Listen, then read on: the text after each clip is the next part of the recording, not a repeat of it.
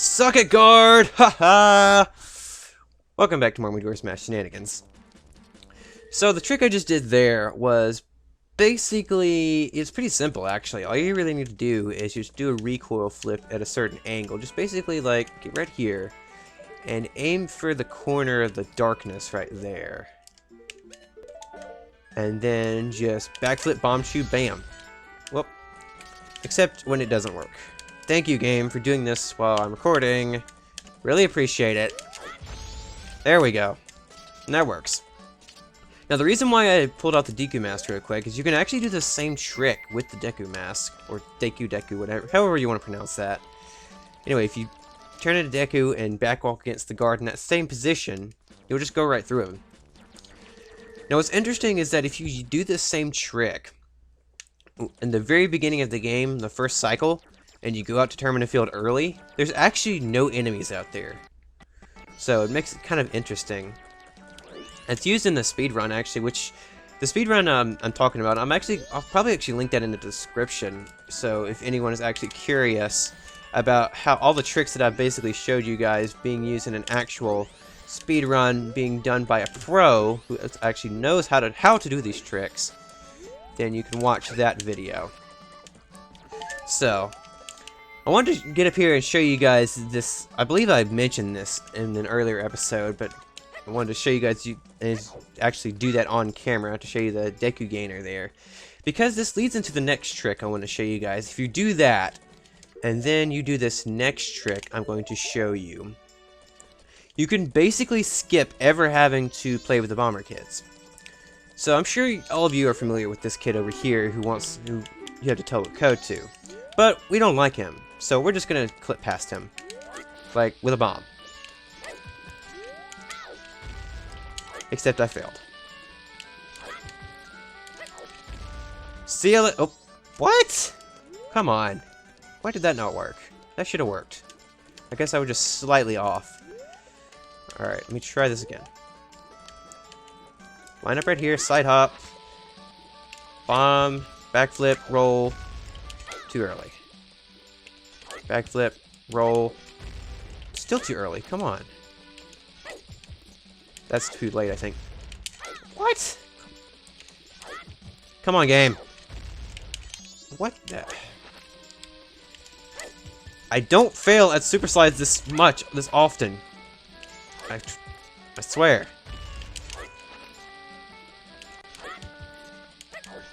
There we go, finally. See you later, kid. Jeez, that took forever. That should not have taken that many tries. Anyway, what I just did there is called a super slide. So the whole thing behind it is what you have to drop a bomb, and then Z-target shield and roll into it as it's exploding, and you'll get sent backward at a really high speed. And that's used to, you can clip through some small angles, like the kid there. You can clip through him. And a bunch of some other walls too, and it's also just a really fast method of transportation. It's faster than walking backwards, actually. So, but yeah, if you do the Deku gainer on top of at the clock tower, and then just super slide in past this kid once you turn back into a human and you can get bombs, you can pretty much skip ever having to play with the Bomber Kids, because as soon as if you super slide past this kid, go in and come back out, and you don't have the Bomber's Notebook, then the Bomber Leader will come out and give you the Bomber's Notebook for free. So, interesting little fact. It's kind of like if you played the game, if you played with the Bomber Kids as the Deku, and they told you the code, and then as soon as you became human again, you came and told him the code and got in that way. It's pretty much the same conversation, except you skip ever having to do the bomber thing. So I'm coming over here to the laundry pool real quick because I want to kind of redeem myself for a thing I did earlier, and I think it's like maybe the first or second episode, where I was attempting to do a gainer against this very corner right here, but I couldn't do it except for pause buffering. And there's a specific reason why this spot is so difficult. See, there we go, perfect. The reason why this spot was so difficult is because this path right here is actually slow. Oh, go down, right here. This break in the path right here. So what you have to do is you have to just line yourself at a specific angle, and you have to be like on top of here. line stuff up with the wall. And you noticed how I kind of like went up against this wall, and then I kind of pushed off. It was pushed off to the right a little bit. It's pretty much the only how you have to do that, like there. You see how I got pushed to the right a little bit, even though I was right against the wall. So just wanted to redeem myself for that, while we were kind of over this away. So the next thing I want to show you guys is going back to Superslides real quick. There's a trick, another trick you can do with a Superslide is called an extended Superslide, and by extension or by assumption, it's just an extended version of the Superslide. And by extended, it means like normally a Superslide. I'll show you if I can do a Superslide successfully. There we go. You just go straight backwards, and you can't really control going left or right. But if you can do a specific controller input, you can actually turn. Now, I'm terrible at doing this, and I've never been able to do this, but I'm going to give it a couple of attempts. But basically, you have to do a Superslide, and then hold very slightly down left or down right on your control stick, and then drop your shield, and you should be able to turn. Now, like I said, attempted this like 100 times and only gotten it like once. And see right there, I almost got it, but not quite. I'll link to the article down in the description, as well as linking to that speedrun I mentioned earlier, so you guys can see like what it looks like if it's done right. And it looks really cool, actually.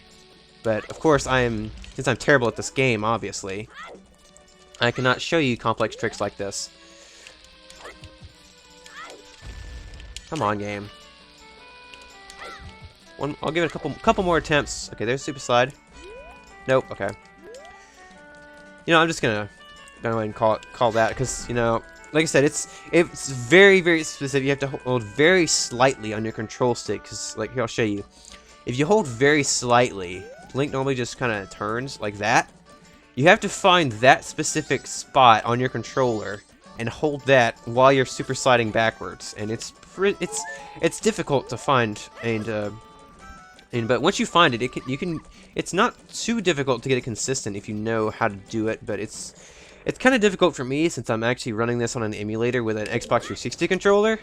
So trying to do a specific trick like that is kind of difficult. So anyway, come down here for a little bit, because I want to show you guys another thing. So I want to not fall in the water. That's not exactly what I wanted to do.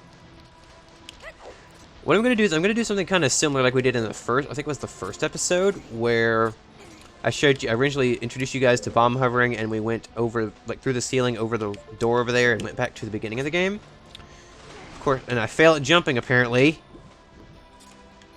Thank you, game. Really appreciate you messing up on me.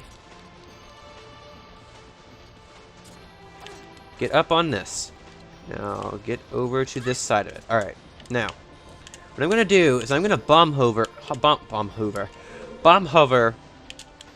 over this away, instead of going towards the door. And you'll see why I'm doing this in a minute. Of course, if I don't fail it, which I did. That is one trouble you have with using bomb shoes, is that if you're too close to a wall or ceiling, they'll latch onto that and they won't explode, and then they'll just leave you kind of screwed. So, well, that's one thing you do have to be careful of. Which is one reason why I like to use this first bomb like that. Anyway, if we bomb hover back here, go far enough back. There we go. And you'll notice we're kind of standing underwater. You can kind of see how we're underwater, but we're kind of standing. And if we walk up to a certain point, we just kind of walk into the water. So I thought that was kind of an interesting little fact. I mean, it kind of makes sense. It makes sense since you're not really supposed to be back here. Also notice how the camera is kind of spazzing out, as if, like, if we go underwater as a Zora, you see how the camera is spazzing out. And, well, anyway, kind of clipped back in bounds. But the camera was still glitching out as if we were underwater, but we were walking underwater as normal Link. So, kind of interesting. You can do that on the opposite side too.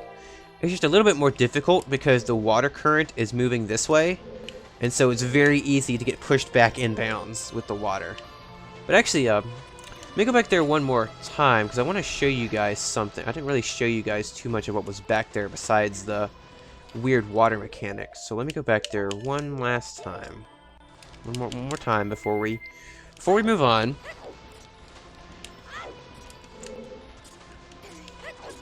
Come on, alright. One more time. Deja vu, anyone? Oh, come on, what? What happened there? He didn't even stab. Bomb down. Sword. Alright. Bomb hovering! Yay! So fun. Alright. Alright. Now I'm gonna turn into Zora because you can actually grab the ledge like this. Now it's kind of dark and hard to see. I'm not sure if you can really see this right here, but there's the edge right here. And if you look out here, it's just nothingness basically. I think on the original N64 you can actually see a black box out there, which is kind of creepy if you ask me, but considering this is being run on an emulator, it runs a little bit differently, so. Oh, one thing I should mention, going back to the gainer real quick, I have tested the laundry pool, doing the gainer at the laundry pool, and the gainer still works in the 3DS version, actually. It's pretty interesting to see because in the laundry pool in the 3DS version, there's actually not, you know, I'll go back there for a quick second while I'm on the topic of it. I know we were just there, but I feel it's relevant. If you use the gainer, as I'm about to do again for you guys, on the 3DS version, there's actually no floor on top of this, so it looks kind of weird. If I had the capability to record 3DS games, I would show you guys, but basically this floor texture here, it doesn't exist. So you just be floating over the air, and you just have to kind of learn, kind of eyeball where the ledge is to be able to actually walk up here. But it works. It's just you just can't see it. Anyway, one thing I'm gonna do, I'm actually going to set up another thing we're going to do. I'm gonna glitch into Fierce Deity for a couple of tricks here. I want to show you guys, but first I have to set this up. I'm gonna go to Zora Cape, and I'm gonna wake up the turtle for the Great Base Temple. And you'll see why I'm doing this in a little bit. But trust me, this actually looks really cool when you do this. See if I can remember how to play this song. See. What has this stupid song? I'm gonna have to look it up. I already forgot what the stupid song is. Okay. That's what I thought. Alright. I'm gonna try to do a little tiny thing here, too. If I can get it. Nope. Okay. Between, when you're putting away the guitar, there's like one frame, I think it is, where you can pause the game. And then you can pause buffer side hops to side hop back into Zora Cape. Now, it's not really useful since I've already wakened the turtle at least once, but it's useful in a speed run because if you have that long cutscene, and so if you're able to do that, and you can side hop into Zora to Zora Hall here and skip that cutscene, so it's kind of an interesting little thing. But that's not the main reason why I woke up the turtle. The main reason why I woke up the turtle is now we go back to Clocktown and glitch into Fierce Deity like I mentioned just a minute ago. So I guess I'll meet you guys down there where Fierce Deity will be glitched into. So I'll see you guys in just a moment. Alright, now, I'm not sure if I explained the Fierce Deity thing on camera, by voice before. I know the last time when I tried to explain it in the original Fierce Deity videos, I kind of screwed up. So just for good measure, just to make sure that I explain this right, here's basically what you got to do. You go up to... Oh, let me get back this so I can kind of properly explain it. So you walk up into this water, and make sure you're as Zora Link you can still stand, and stand up to like right here, where about chest level. And then you turn into normal Link, dive down, and then in the middle of your dive, you put on the Zora mask. And then what you gotta do is, when you hit the B button, Zora Link just kind of spaz it out like this. So what you gotta do is you press the B button and try to take off the mask at the same time. And if you do that right, the B button will blank out. But if you do it wrong, then Link takes off the mask and you gotta redo this part over again. But fortunately, that's not too difficult if that happens. Come on, there we go. Alright, now if you do that, you see the B button's blanked out now. Now, if you hold the A button and Zora Link rolls, bam, you're good. And then all you gotta do is just put the Fierce Deity mask over the Zora mask and put it on. But before we do that, I want to show you guys something, what would happen. Well, that happens. That's kind of a funny thing. If you blank out the B button and take off the Zora mask, you'll actually still be a Zora. And then you get the crazy camera glitchiness. Anyway, what I wanted to show you guys is what happens if you don't get the quite right alignment. So, like, if you go a little bit too deep, like if you go like to almost to neck level, or you're not in the right spot, and you try to do this. Just to kind of give you an idea of what it looks like if you can't do it right. See how Zora Link is just kind of bumping on the ground and isn't doing anything? Or if he does crazy things like this, that means you're not in the right position. What you're going to have to do is just, you're either too deep or you're too shallow. So you have to just find the correct spot where you need to be. I know a couple of you guys actually mentioned in the comments you were having trouble with that, so I just wanted to mention that if you were having that particular issue, you just need to either go a little bit shallower or go a little bit deeper, or just sometimes move around. Sometimes specific spots just don't like doing this glitch. So let us get back into Fierce Deity mode and actually do what I want to show you guys this time, instead of just talking my head off and reviewing things I've already explained to you guys before. So what I'm going to do now is actually, first thing I'm going to do is I'm going to go back to Clocktown for a quick minute and show you something interesting that I found the other day. If you walk over to this particular awning here, you can actually well, thank you, Crate, for getting in the way. You can't exactly see that. Let's see, here, better camera angle. You actually kind of jump up and then you glitch through the awning, which is interesting, to say the least. I guess it makes it slightly easier on day 2, what you can do, because day 2, this thing gets built higher, so you can't just jump up and grab it. So so it makes this easier if you can just glitch onto this awning over here, and then just jump to that. And then that was just, I was explaining that for if you wanted to like get back here, for example. I'll just go back over here for a quick second. Going to get on top of the treasure chest shop and go back there. Anyway. Now the other thing I just remembered, the thing I actually wanted to show you guys, I forgot, you actually have to glitch inside Great Bay. You can't actually make it get into Great Bay as Fierce Deity. So that was a fail on my part. So I will meet you guys in a minute once I go back to Great Bay and glitch into Fierce Deity over there. So I will see you guys in just a moment after I get out there. Alright, welcome back.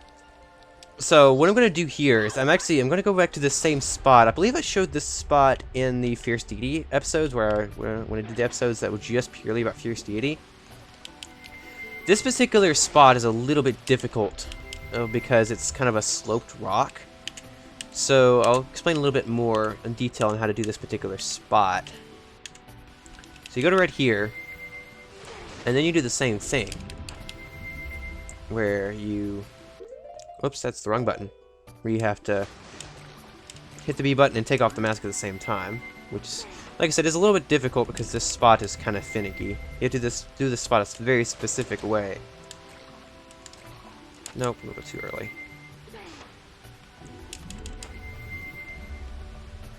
Come on. There we go. Alright. Just like how... This is why I say it's finicky, because Zora Link kind of does weird things. But turn around and just go slightly to the side, and soon enough, there we go.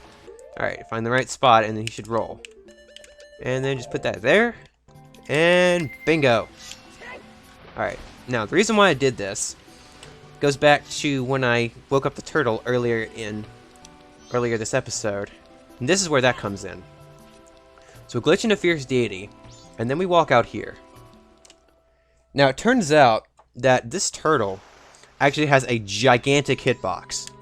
So if we roll at just the right spot, you can see how like we're not even really close to him and this game's pushing us away. But if we roll jump into this at just the right spot, just the right angle, it's kind of difficult to do. So this is probably gonna take a couple tries. Come on. I like to use this seaweed right here to kind of line myself up. It does. I don't think it works 100% of the time, even no matter what kind of setup you use. So it's really just a matter of just run at whatever angle you think is best and just hope for it. If I could get the Z targeting off the turtle, thank you. I could easily levitate up there, but of course, this is actually something I want to show you can actually do in the original game. There we go. Now, you see how we're just kind of walking on, just kind of floating in the air. This is how big the turtle's hitbox is, and we can actually walk onto him too. Once we get to a certain point, though, it actually activates. But the main thing, not only did I want to show you the gigantic turtle hitbox there, you can actually get here into Great Bay Temple as Fierce Deity. Unfortunately, Fierce Deity can't open this door, so this is as far as it can go. And so, yeah, I was about to say something else, but I actually forgot what I was about to say. But even though we can't go through that, there is one interesting thing, is that you can actually do this same glitch, the same little clip here that I showed, I believe, last episode, where you back walk against this torch and then drop through. Fierce Deity Link, well, it's just big enough, he'll just drop right through. Unfortunately, I haven't found a way to actually jump to the boss loading zone from here. I've tried a lot of times, but usually it ends up with us falling down here, and then we're screwed because you can't get out. Because you can't, there's no place to unglitch, and you can't use Ocarina to soar out, and there's no water or anything, so you're just stuck down here until you reset, or you wait out the clock or something. But we're definitely not going to do that. So just wanted to show you guys that. And there is one other thing I could show you, I guess, but I think I'll save that for the next episode if I decide to do another episode. So I guess hope I showed you guys. I hope you guys liked the episode, and let me know if you want me to do another one. I might do some more research and see if I can find some more tricks, because there's still a couple more I haven't showed you guys. But there's a point to where I've almost showed you guys all the tricks. So pretty much all the future episodes are just going to be me messing around with the tricks I've already showed you in interesting ways. So just let me know if you guys want me to do another episode, and I'll consider it. And I guess I'll see you guys in the next episode if I do another one. So see you guys then. Bye now.